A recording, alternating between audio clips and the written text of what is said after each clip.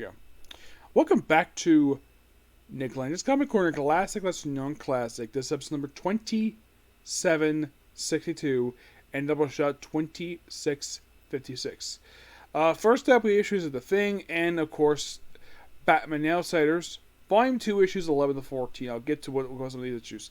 So, for The Thing, I'm kind of basically discussing the first 23 issues, but I'm skipping over issues 2, 10, 19, and 23. Technically, I'm going through, if you think about it, about 19 issues. When I come back to this particular thing, I will be ending it and have placed it with She-Hulk. Now, The Thing was launched basically, from what I can tell, as a replacement for the then canceled, or at least end at the time, Marvel 2-in-1 issue 100. So, I guess Marvel figured, Thing is so popular, give him a solo book. And it managed to last for 3 years. We're discussing most of it here.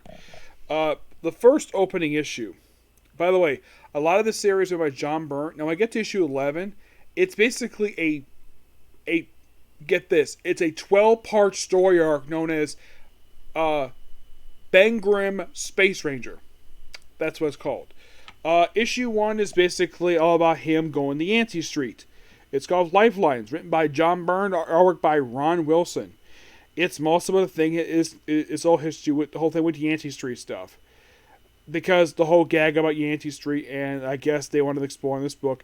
The problem with this first issue, you read it, and there's way too many ads. My gosh, it gets on top with way too many ads in just the opening issue. And skipping over issue 3,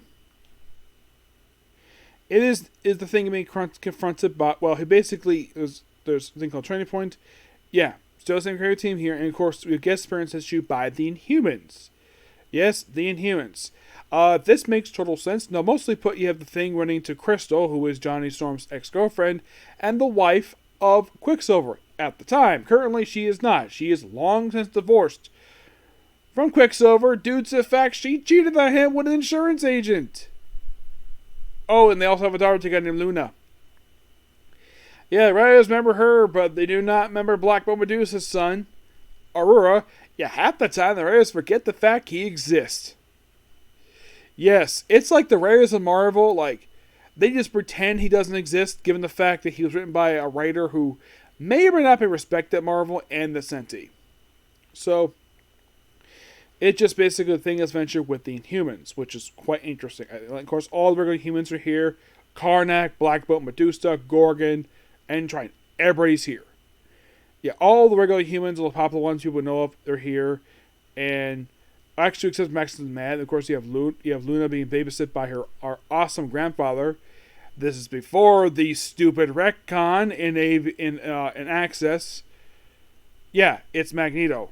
And of course, Quicksilver claimed one book, oh, hello, father. Yeah. My guess is that Steve Rolano basically poked fun the fact this was retcon, the fact that they're not actually related. Supposedly, anyways, but they never actually prove it. And of course, at one point, Luna is being taken by Lockjaw.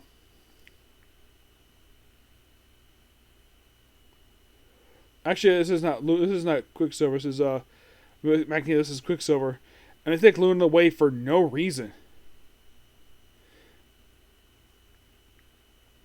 I find it interesting, this one. And then moving on to issue number 4.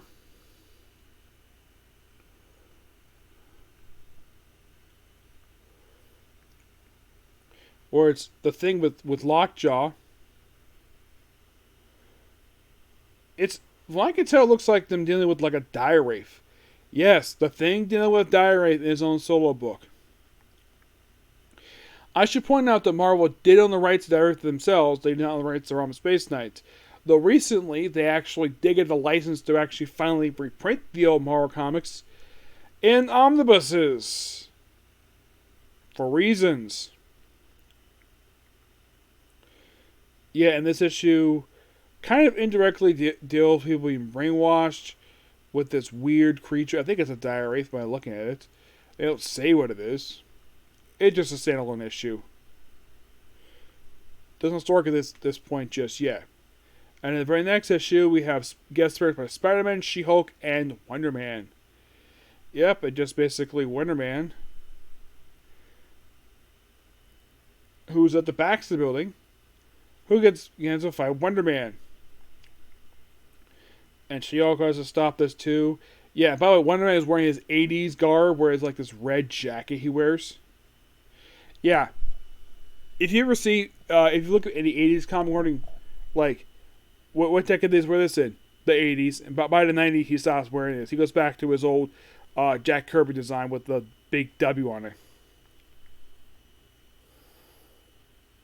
Oh, and here's a little fun fact about this series that you may or may not know. Marvel 2-1 did have annuals. A lot of series have annuals. Now, did this series ever release an annual throughout its 3-year existence? The answer is no. Never did. Never released an annual. Issue 4 picks up nothing after the previous issue, where it's like the Thing going through some mental stuff by the Puppet Master. Like, that's kind of basically what issue 4 is. And actually 6 anyways. Go back, please. Thank you.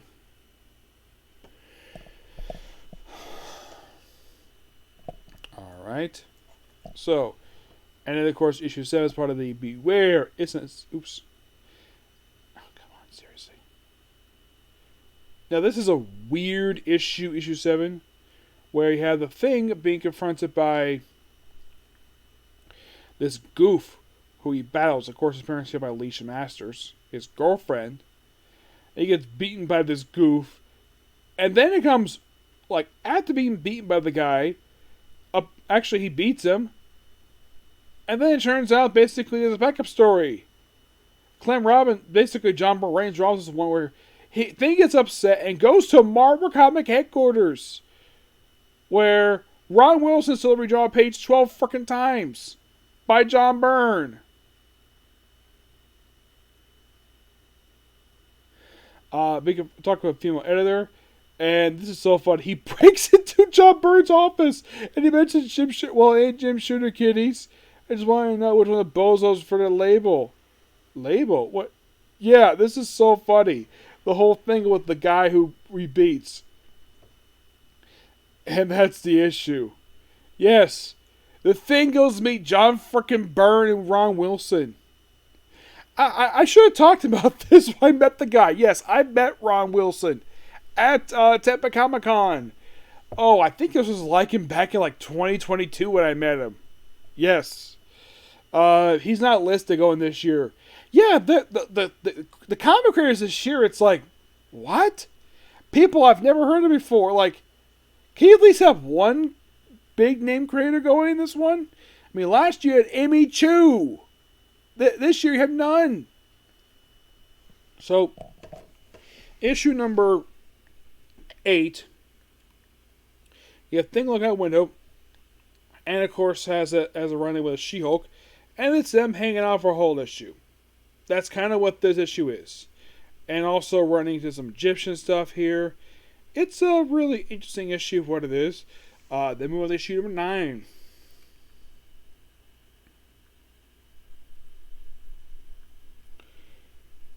And the Thing, well, I think he's like some Roman gladiator, and of course, Leash Match being able to see. It's like a whole Leash Match type issue. This book is the Thing book. That's kind of what this book is. It's kind of weird. And then skipping past issue 10, which discussed right now, 210. I think it was like 1923. These issues I'm skipped because these were collected in the course issue 2, because they're collected for by John Byrne. Yep. Now issues 11 to 22 is basically where it's basically Rocky Grimm Space Ranger. It is a 13 part. It's basically a 12-part story arc, where it's basically Ben Grimm's adventures on Battle World, where it's basically Ben Grimm doing a version of Conan the Barbarian, gets up a smoking hot babe that basically is who looks like a ripoff, who basically is based on Red Sonja, and they have a kid together. It's a really fun story arc, and this also is the debut of the Thing's his solo costume. I believe this issue was debut because in the first around year of the book prior to this, he was wearing his regular Fantastic Four costume. Now he's wearing this black one-piece suit with the boots. And he wears this entire series. And I think once the series wraps up, he goes back to wearing the Fantastic Four costume. Because my guess is Ron Wilson here? No, this is Joe Shenny, who basically... Oh yeah, Ron Wilson does the artwork here. But these issues are a lot of fun. And it's just a story arc. And occasionally crossover Fantastic Four, so that's the reason why basically I'm discussing 1923. 23. Now when he gets back to Earth, mostly in the finale of the storyline, he is upset the fact that his girlfriend has left him and went hooked up with Johnny Storm. This lady retconned to be not Alicia Masters, but Lyra, a frickin' Skrull. Because Marvel and their frickin' Skrull retcon. This is you could thank Fantastic Four for this. Because, let's do a retcon. A very lazy retcon. This was fine. Given the fact this is not... No, this later became very lazy style retcon. It's one of the two most popular style retcons to bring back a character. The other big, the one who died was a frickin' clone. Yes, Marvel loved using this retcon tool. Instead of, using frickin' magic to bring people back, the only character they bothered to do this with was Omega Red.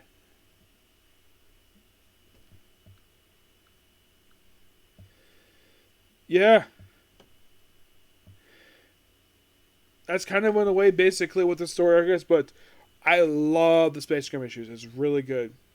But then, of course, basically after this become a little more interesting where they debut some characters we still see modern day.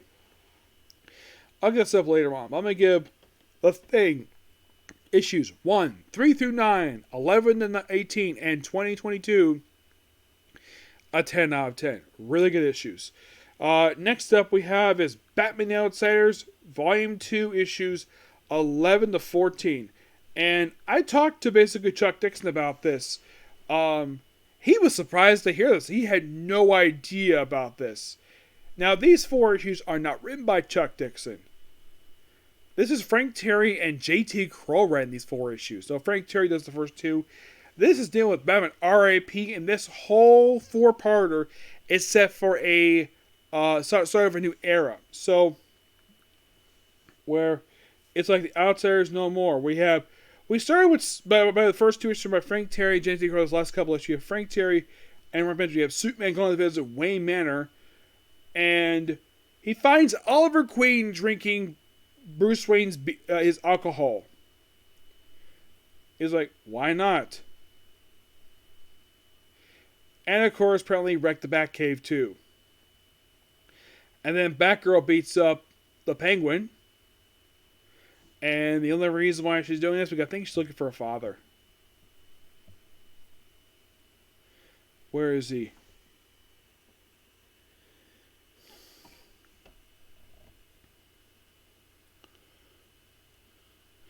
Oh yeah, she's looking for Johnny Stitches. Who the heck is this guy? Don't know. So then, of course, she...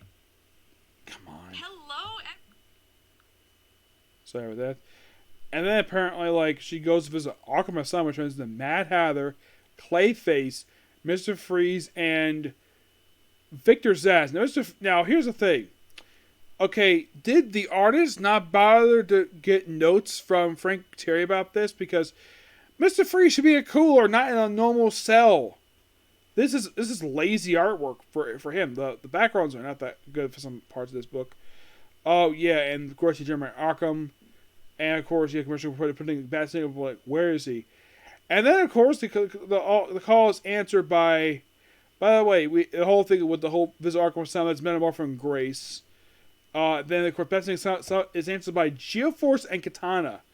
And he's wondering where Batman is. He's missing. There's Nightwing, basically, is here, too, who's brooding. Black Knight's here with Thunder. And, they wonder, can they still be the Outsiders? And then, basically, it leads into the very next issue, where it basically has Batman going on a mission for him. And the mission is to capture the Black Glove. The organization led by Black Mask. That's literally what this thing leads to. And this is kind of weird. In the previous issue, Thunder was fine. In the next issue, she's in the hospital. And then, of course, Grace isn't... Now, this was weird Because Thunder was basically talking to her father. Maybe she collapsed. It's not really clear what happened. Now, from what I can tell, Black Lightning has no problem with Grace at all. Not at all. Yes, and then of course, basically, like, the whole thing with this is like help this mission out, and then basically afterwards, after they kind of deal with this, and of course get Kirk Langton appearing here, and then Tim Drake basically pops up here too.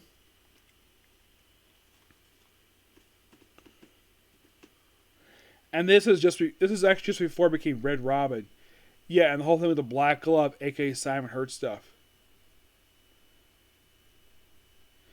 And then she kind of has a brief reunion of the Outsiders. Yeah, and Frank Terry does this issue too. It's a Batgirl issue where it's basically her just go after the Batman criminals. Yeah, where Batman's Rose Guy, where we have Kurt Langstrom, Killer Croc, Mr. Freeze, who's out, the Penguin. Those are thinking, okay, how the heck would these people out, even though that apparently, like, in just the previous issue they were in Arkham Asylum? Okay, the explanation for this is a battle for the cow happened between issues. Basically, Arkham Asylum got blown up by the new Black Mask, who was revealed to be Dr. Jeremiah Arkham. And then when he was really be Black Mask, he was put in Arkham Asylum. His own institute that he freaking ran for years. Yeah, and the whole thing with this two-part, and of course you have the Vigilantes show up here. This, of course, is Dorian Chase, Adrian Chase's brother, which I believe is the first time he appeared since the end of his brief solo book. Yeah.